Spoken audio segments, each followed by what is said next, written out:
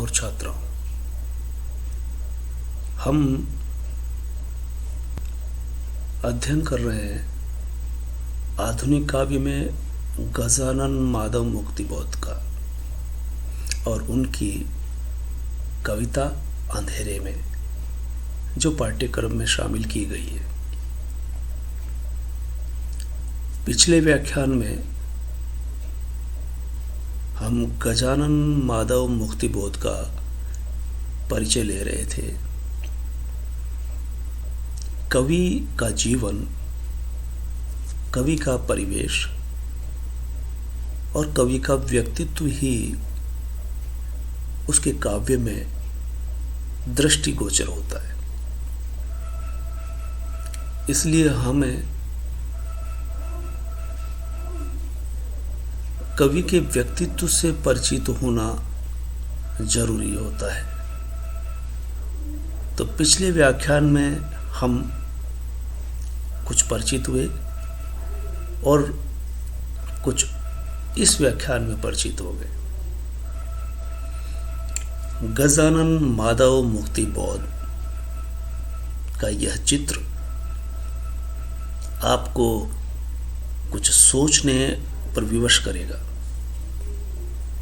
उनके काव्य संग्रहों में, उनसे जुड़ी हुई किताबों में, उन पर लिखी हुई किताबों पर यही चित्र क्यों आता है, आपके लिए ये विषय चिंतन का होना चाहिए। पिछले कुछ वर्षों से, जब से हिंदी साहित्य में इस कवि से परिचित होने का अवसर मिला कविताओं के माध्यम से, तो पुस्तकों पर यही चित्र मैंने देखा और देखने के बाद ऐसा लगा कि लिखने वाले और प्रकाशित करने वाले आखिरकार क्यों कर इसी चित्र को प्रकाशित करते हैं। तो इसके पीछे का कारण है कि आम आदमी बीड़ी पीता है और ये व्यक्तित्व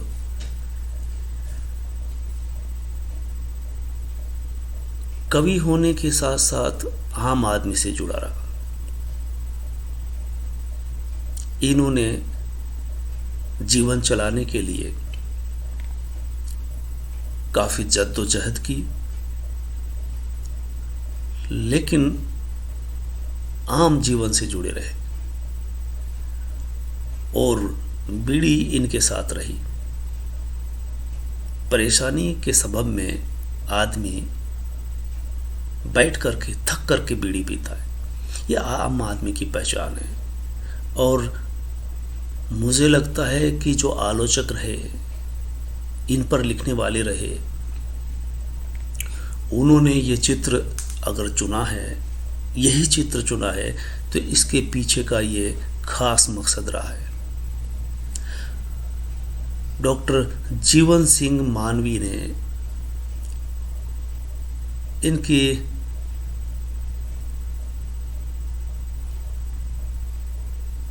इन पर 2017 में इनकी शती मनाई जा रही थी, तो उस अवसर पर एक पुस्तक लिखी। काफी चिंतन मनन करने के बाद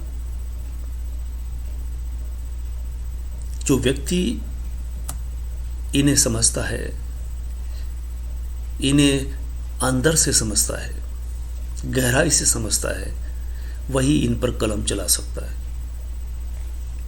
क्यों? गजानन माधव मुक्तिबोध एक संघर्षशील कवि रहे। आम आदमी का ये पर्याय हो सकता है। इस अर्थ में मुक्तिबोध का भी ये कवि, ये व्यक्तित्व का हिस्सा बन गया। आपने जद्दोजहद जिंदगी भर की, लेकिन लेखन से कभी पीछे नहीं हटे। लिखना इनका जीवन का हिस्सा रहा। जीवन को चलाने के लिए कई स्कूलों में अध्ययन किया, अध्यापन किया, अंतिम वर्षों में एक कॉलेज से जुड़े, लेकिन ये सब होने के बावजूद ये मुफलिसी में जीते रहे। मुफलिसी से मुझे याद आया कि जिस परिवार में, घर में इनका जन्म हुआ, इनके पिताश्री पुलिस महकमे में थानेदार हो जाते हैं। इसके बावजूद परिवार चलाने में इनको जद्दोजहद करनी पड़ी। अगर यह बात हम आज के परिवेश में देखें तो एक पुलिस का अदना सा हवलदार भी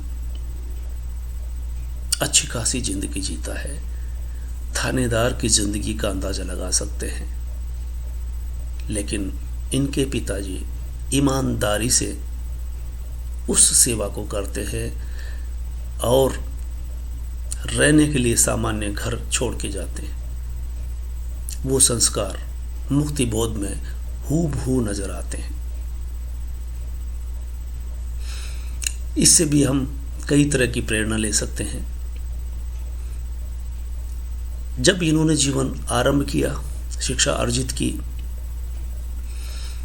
और शिक्षक हो जाते हैं, लेकिन मूलतः ये कवि रहे, लेखक रहे, साहित्य के अध्येता रहे। इसलिए कई पत्रिकाओं से जुड़े और कई पत्रिकाओं का संपादन किया, कई पत्रिकाओं के स्तंभकार रहे और समकालीन काव्य जो रचा जा रहा था, अज्ञेय के सानिध्य में, अज्ञेय की देखरेख में 3 तार सप्तक निकलते हैं। पहले तार सप्तक में गजानन माधव मुक्तिबोध भी शामिल होते हैं, रामविलास शर्मा। और रामविलास शर्मा का इनसे परिचय के बारे में हम आगे भी बात करेंगे। गजानन माधव मुक्तिबोध बेहद अध्ययनशील रहे और इसी के चलते उन्होंने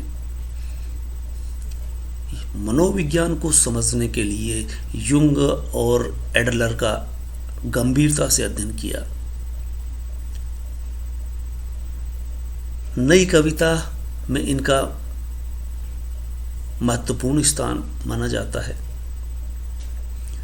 इन्होंने कई शहर नगर बदले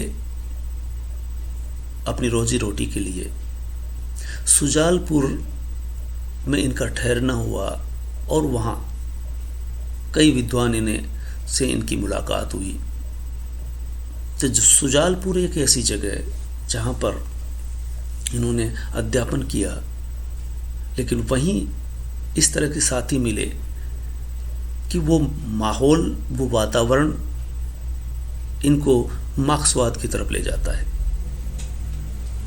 वो जो 2-4 व्यक्ति थे वो मार्क्सवाद पर गहराई से चिंतन करते थे और ये अध्ययनशील व्यक्ति उस वातावरण में धीरे धीरे मार्क्सवाद को जज्ब करता जाता है, एक व्यक्तित्व का हिस्सा बना लेते हैं। इनके प्रेरणा स्रोतों में जो रहे कवि, विचारक,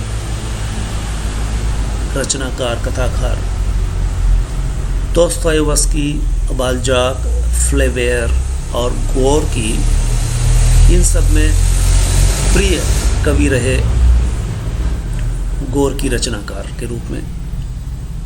इस तरह से गजानन माधव मुक्तिबोध संवेदनशीलता के साथ अपने परिवेश से जुड़ते हैं। जब इनकी कविताओं का पाठ हम करते हैं तब ये हम बड़ी शिद्दत से महसूस करते हैं कि ये कवि किस तरह से समाज को देखता है, किस नज़रिए से और किस तीखी दृष्टि से देखता है, और अपनी एक छवि जो बनाई जाती है वो आम आदमी से जुड़ने की, यहाँ तक कि मध्यम वर्गीय चेतना को ठीक से समझ सके, उभार सके। इनके बारे में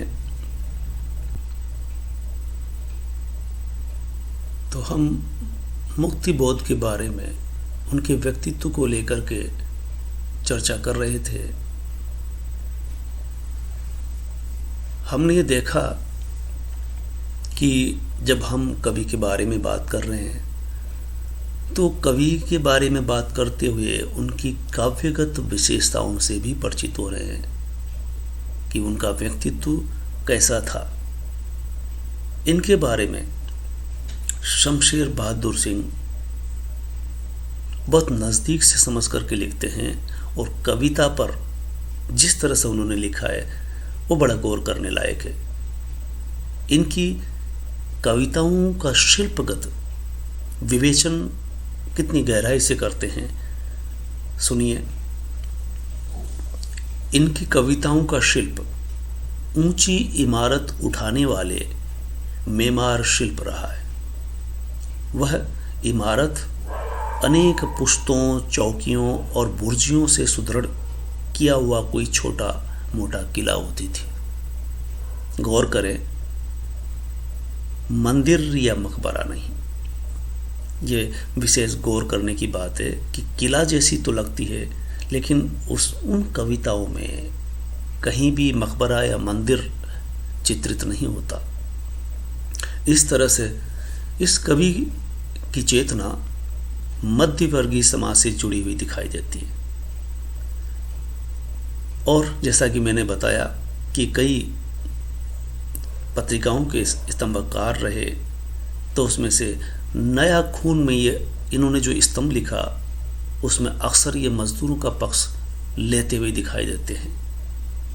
और समीक्षक के बतौर कामायनी एक पुनर्मूल्यांकन में बेहद तीखी आलोचकीय दृष्टि के दर्शन होते हैं।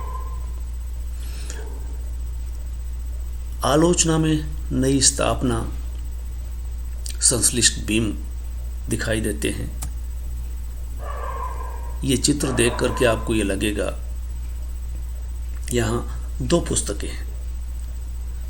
इनका काव्य संग्रह चांद का मुंह टेढ़ा, जिसमें बहुत सारी कविताओं में से अंधेरे में कविता भी शामिल है। दूसरी पुस्तक जो दिखाई दे रही है, मुक्तिबोध, एक मनस्वी कवि डॉक्टर जीवन सिंह, जिन्होंने अपने पूरी जिंदगी में जितना जैसा समझा इस कवि को इस किताब में निचोड़ करके रख दिया गया है। सारांश तक कवि क्या है ये समझ सकते हैं। कवि को पहचानने के लिए यह पुस्तक हमारी मददगार साबित होगी, जिसे हम कविताओं के माध्यम से देखेंगे और अगली कक्षाओं में हम पढ़ सकेंगे। बहुत नज़दीक से हम अन्य विचारकों की निगाह में देखा। अंधेरे में हम देखते हैं कि ये कवि किस तरह से हमारे सामने आएगा कि अंधेरे में पूरी सभ्यता डूबी हुई है। ये पंक्ति जब कही गई तो इसके पीछे का मकसद क्या था, हम अगली कक्षाओं में देखेंगे।